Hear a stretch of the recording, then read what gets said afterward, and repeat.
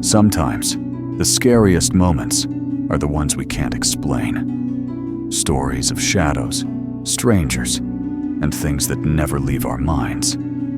Tonight, I have 3 chilling tales for you. The first one comes from Daniel, an explorer of abandoned places who thought he had seen it all. Until one night, he stepped into a house by the woods that would haunt him forever. Let's begin.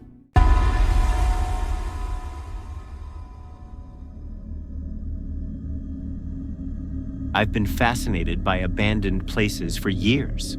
Empty factories, old hospitals, forgotten houses. Most of the time, it's disappointing. Just broken windows, graffiti, and dust. Nothing paranormal, nothing worth telling. But there's one place I will never forget. A house, deep at the edge of the woods. I had heard rumors about it online. Some called it cursed. Others said people who went there felt sick or saw things they couldn't explain. I didn't believe any of it. I just wanted some good photos. The day I went, the sky was already gray. Clouds hung low, and the forest around the path was dead quiet. No birds, no wind, just silence. When I reached the house, I understood why people talked about it. It wasn't just abandoned. It felt wrong. The wooden boards were warped, almost as if the house had been stretching. The windows were black holes, and the front door, half open, creaking as if it had been waiting. I stepped inside. The air was heavy, damp, like the house had been holding its breath for years. My flashlight swept across the walls, peeling wallpaper, old furniture, still in place, as if the owners had just walked out one day. I started filming, whispering notes into my recorder. Everything felt normal. Strange, but normal. Then I found the staircase. It was narrow and steep, leading into the darkness above. Something about it made my stomach twist. But of course, I went up. The second floor was even worse. The smell was stronger, and the silence crushing. There were 3 rooms, all empty, except for the last one at the end of the hall. The door was almost shut, just a crack open. My flashlight shook in my hand as I pushed it.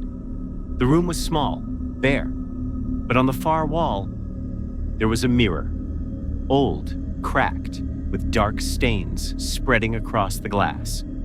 And in that mirror, I saw someone standing behind me. I spun around. The hallway was empty. My heart pounded. I forced myself to look back at the mirror. The reflection was still there. A tall figure, shadow thin, its head tilted, watching me.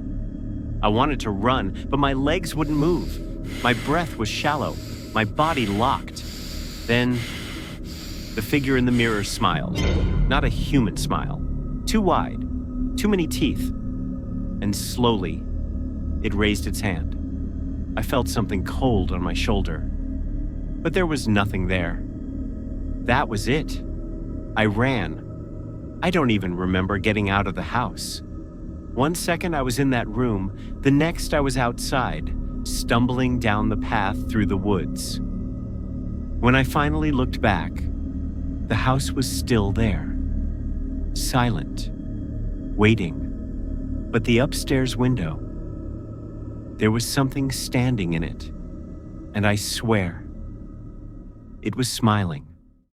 Daniel thought his exploration was just another adventure, but some places should stay forgotten. Our second story comes from Michael, a night guard whose routine shift turned into an encounter with something no human should ever face.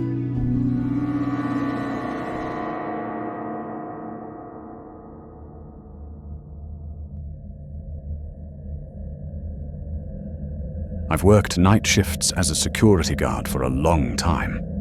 Most people imagine it's exciting, but the truth is, it's usually hours of silence and boredom. That's why I liked it.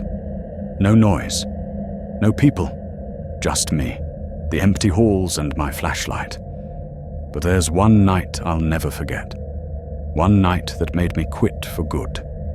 The job was at an old office complex. 6 floors, all abandoned after the company went bankrupt. The owners hired guards to keep vandals out. But in truth, nobody ever came there. It was too far outside the city, too forgotten. By 2 a.m., I was making my rounds on the 3rd floor. My boots echoed on the tiles with each step, the sound bouncing unnaturally in the hollow corridors. The air smelled of dust and mold. I remember thinking it felt more like walking through a tomb than an office. That's when I heard it. A voice, faint, almost distant. I stopped immediately. My first thought was the radio on my belt, but when I checked, it was silent. The sound came again, this time clearer, a woman's voice, soft and low. She was whispering something, repeating the same phrase over and over. My throat went dry. It didn't sound like someone calling for help. It sounded deliberate, rhythmic, almost like a prayer. I gripped the flashlight tighter and followed the sound. Each step I took felt heavier, like the air itself didn't want me to move forward. The whispers led me to the last office on the left. The door was cracked open, a sliver of darkness waiting for me. I hesitated. I could turn back, I thought. Pretend I never heard it. But I pushed the door open. The beam of my flashlight swept across bare walls, peeling paint, and a cracked ceiling. The room was completely empty. Not a desk, not even a chair. Yet the whispering was louder inside. It circled me, though there was no one there. "Hello," I called out, my voice shaking more than I wanted. The whispers stopped. The silence that followed was worse than the voice. It pressed in on me, crushing and unnatural. That's when I saw it. On the far wall, a shadow. It stood tall, almost scraping the ceiling, its arms long and crooked, the head bent at a sharp angle like it was studying me. My light swept across the wall, but there was nothing there to cast it. No furniture, no body. The shadow didn't fade. It moved. At first it slid along the wall like smoke, stretching and twitching. Then, slowly, it pulled itself free. I could hear my own breathing, short, ragged gasps. My whole body screamed at me to run, but my legs refused. The figure loomed larger, towering over me, its face nothing but a blur of darkness. But where the eyes should have been, there were 2 empty hollows. They locked onto me. Something snapped inside me. I bolted for the door, the flashlight beam shaking wildly across the hall. My boots thundered against the floor as I ran toward the stairwell. And then, I heard it. Footsteps, heavy, right behind me. I didn't dare look. I flung myself down the stairwell, 2 steps at a time. The sound of those footsteps echoing closer and closer until I burst through the exit into the freezing night air.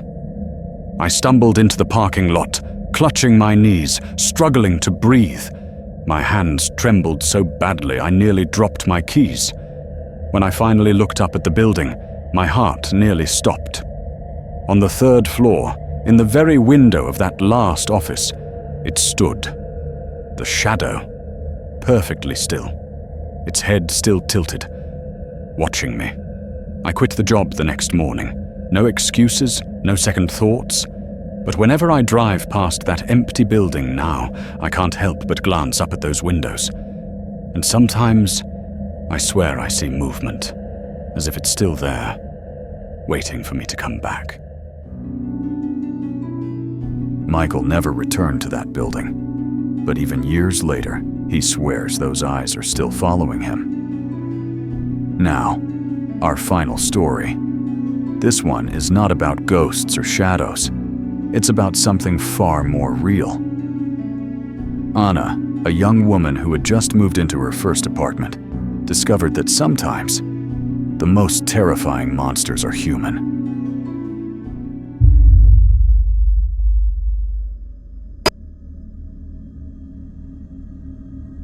When I moved into my first apartment, I felt free.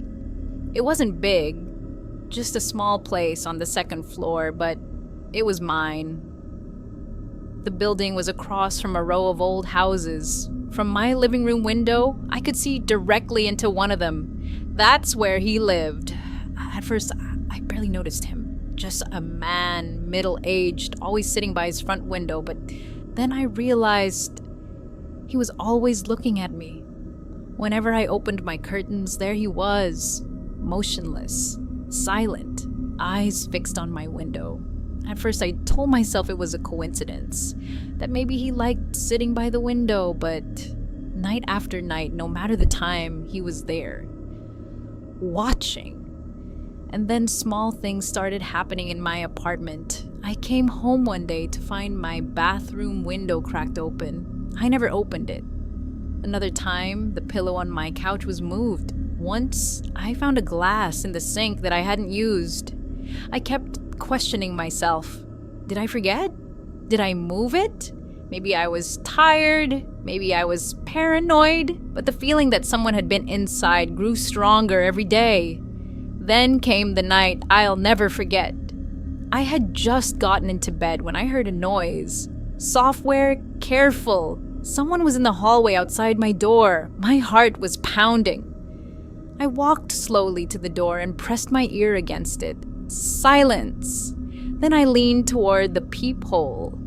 And there he was, the man from the house opposite mine, standing right in front of my apartment door. He didn't knock. He didn't move.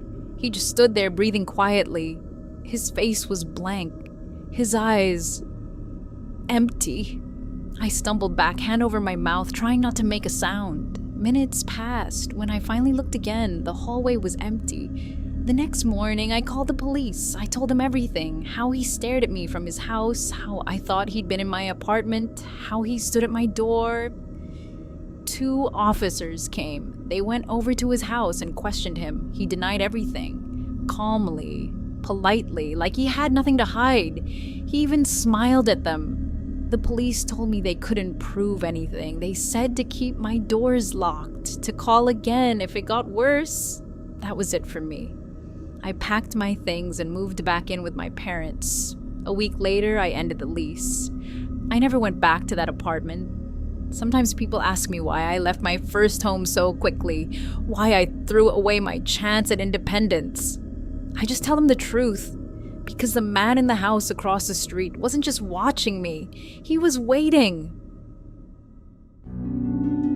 Tonight, you've heard 3 chilling stories.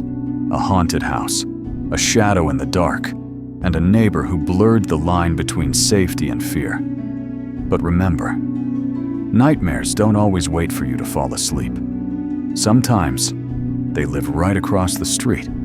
This was Epic Nightmares. Until next time, keep your lights on.